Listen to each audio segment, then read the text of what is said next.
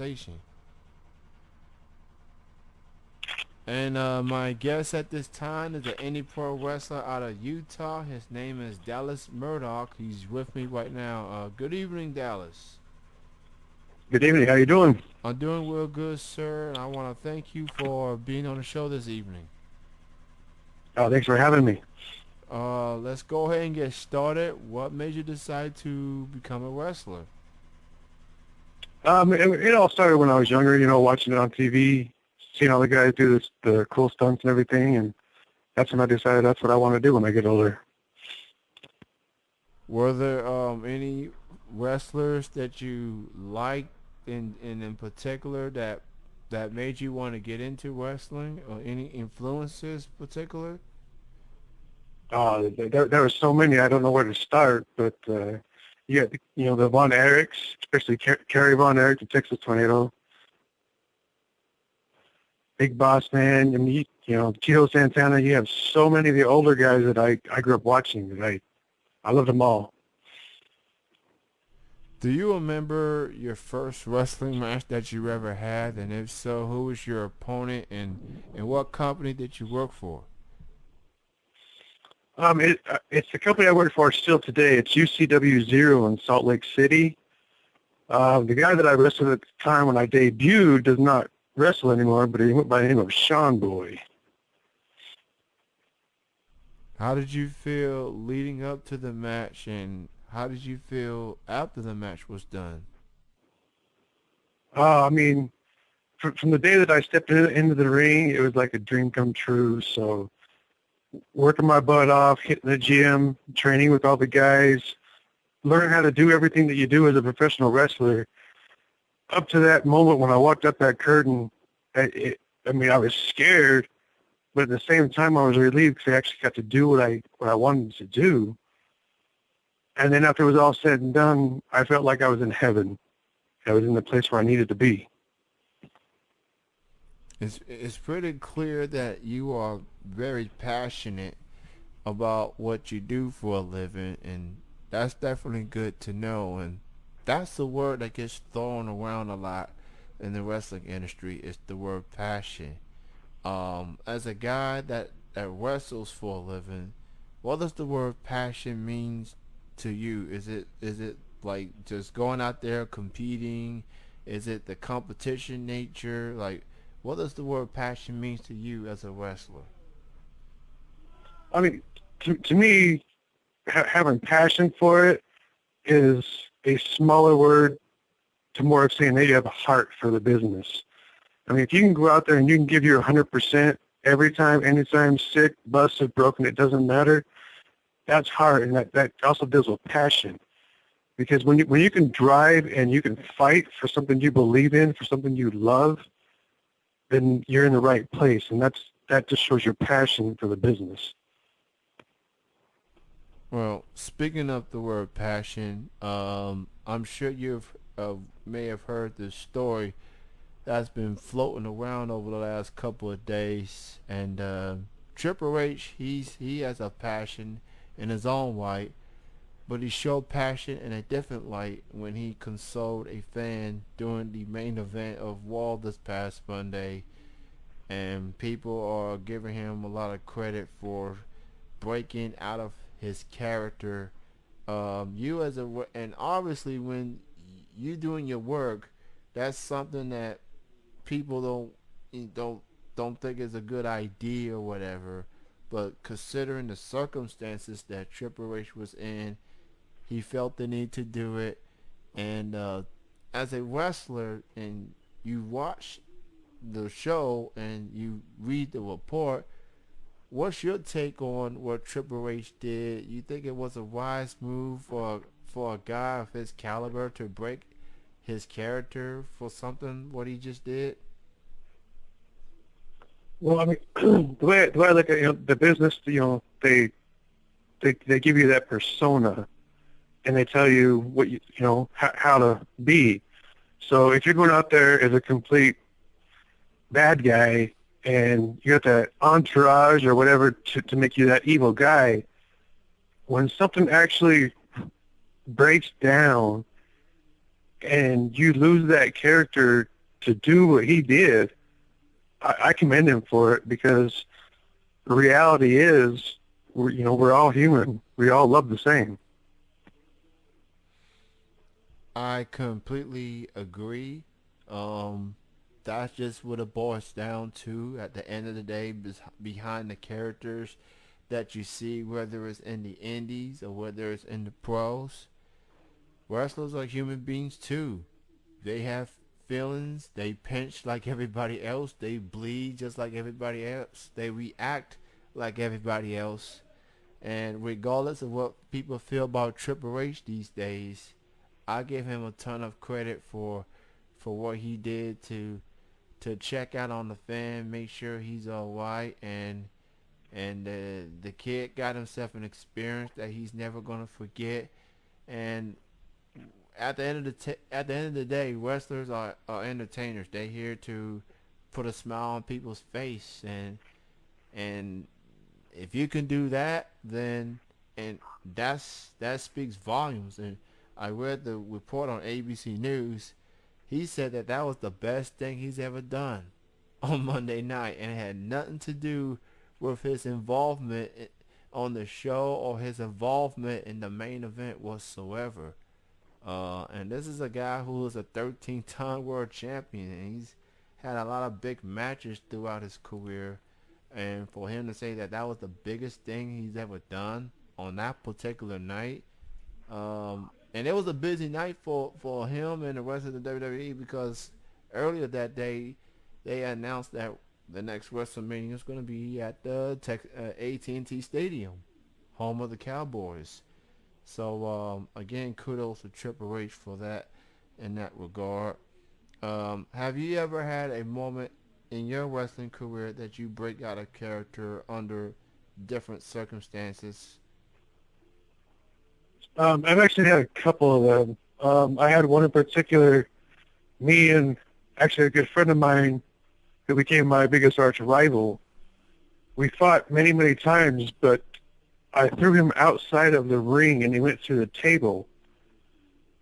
A particle off that table actually went and hit a fan. And we're supposed to keep going and do everything we got to do to entertain, but when I saw the look on that little kid's face, I couldn't. I had to stop. I just stopped everything. I didn't care.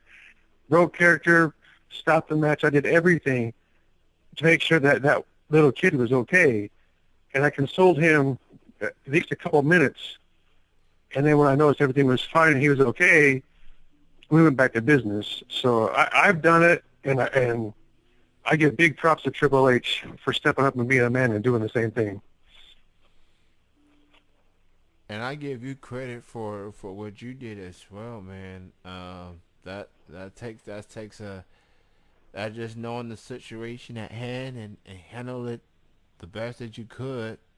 And although the saying that the show must go on, there's just some circumstances that will say otherwise. And hopefully, what people hear from you and for what Triple H in particular understand that you guys have a job to do, to perform, to entertain, and if you rub them the wrong way, it's gonna be you're gonna have to deal more than the character. You gotta deal with the people behind the character, and that could be a bad look for fans. So fans, just understand these guys and ladies have jobs to do. They got foods, they got kids to feed, they got themselves to feed. So just be mindful of that. If you want to act like an a-hole or whatever, I will say that. So you work for UCW, I believe it is, and you said you've been there for most of your career.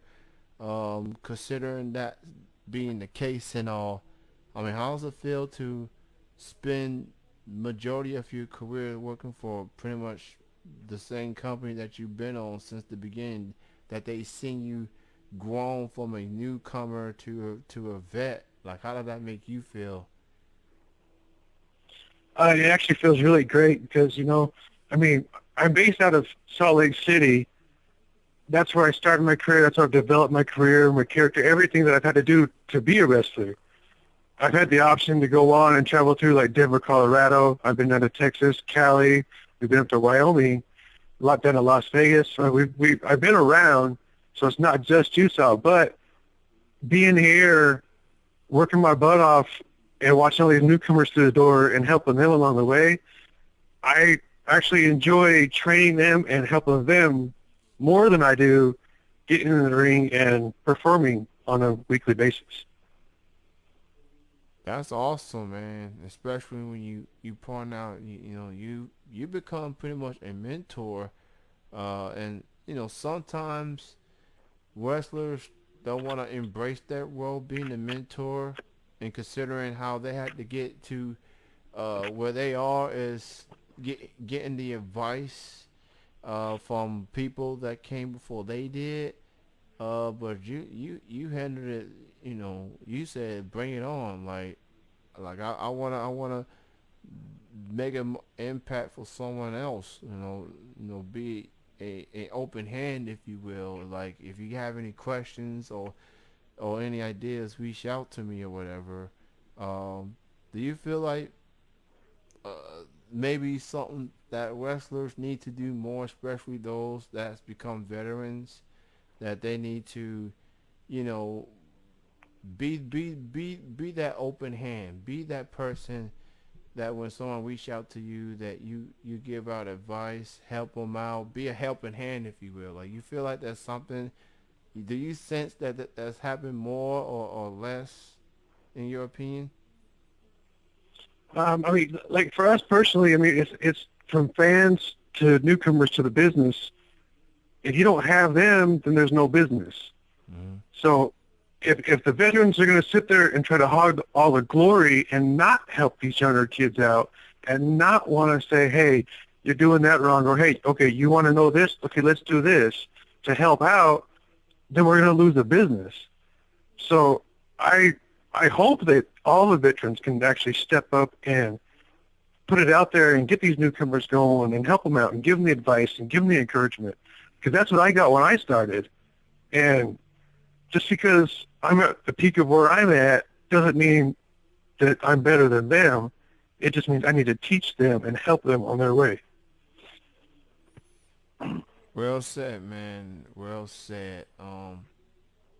You've been around this business for a while, and in this next question I want to ask you, what do you consider as the highlight of your career? It could be a championship that you've won, a big time match that you had, an angle. Like, what do you consider as the highlight of your career? I spent most of my career when I first started. I've been doing this for 9 years now. But when I started, I was always the bad guy. So I spent many years tagging with other guys, doing my own thing, running around, causing trouble. And then I flipped that switch and I became that good guy. And then to see the difference on how the crowd reacts to a heel versus a face, to me, that was the highlight of my career, was where I got to be that good guy. That's very interesting. And does it bother you that you've been having to be the same person for that long before you turn into a bad guy, or is it more of a promoter's decision or a collaborative decision between you and the promoter, that you have to be this character for so long before you change? I think most of it has to do with like your attitude, your look, and the kind of person that you are when you step out that curtain to entertain. If you look like that guy that's going to go out there and hurt everybody, then they're going to probably use you that way. But if you got this little baby face and your little cutie pie, then they're going to make you want to go the other route. As for me, I enjoy being that evil, vindictive person, because then you get to play with the fans more. You get to entertain harder. I mean, it was more work, but to me, it was funner to do.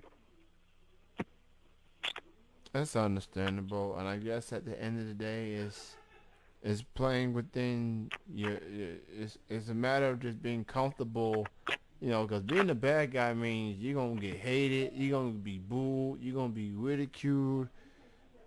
Fans are gonna be idiots. They're gonna be saying some inappropriate things and whatever. And